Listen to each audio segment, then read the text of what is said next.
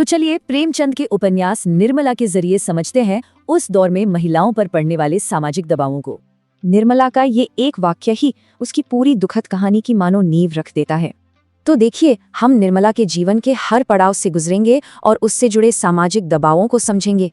कहानी शुरू होती है निर्मला से, जो सिर्फ 15 साल की है, एकदम चंचल, बेफिक्र, एक बच्ची। और बस उसका बचपन एक झटके में खत्म। यही था पहला दबाव, लड़की से औरत बनने का सफर।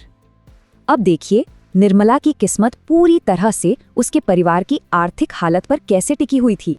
पिता की मौत के बाद दहेज देना नामुमकिन था, जिसका सीधा मतलब था सामाजिक प्रतिष्ठा का खत्म हो जाना। और उसकी शादी होती है मुंशी तोताराम से, एक वकील जो उससे 25 साल बड़ा, 40 का था। सोचिए, वो एक अजनबी घर में जाती है जहां उसकी उम्र से कहीं ज्यादा बड़ी जिम्मेदारियां उसका इंतजार कर रही थीं।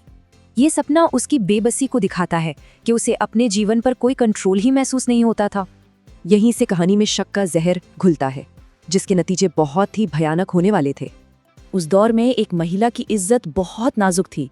एक झूठा शक भी पूरे परिवार को तबाह कर सकता था। इस एक शक का नतीजा, परिवार की सामाजिक और आर्थिक बर्बादी। सब कुछ खत्म हो गया। अपनी बेटी के भविष्य का डर निर्मला को पूरी तरह बदल देता है। उसकी सारी उम्मीद और दया खत्म हो जाती है। और आखिर में इन सारे सामाजिक दबावों का बोझ निर्मला की कम उम्र में मौत का कारण बनता है।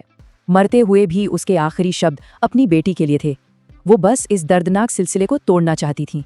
तो सवाल ये उठता है कि ऐसे कठोर सामाजिक सिस्टम में किसी इंसान का अपनी जिंदगी पर कितना कंट्रोल होता है।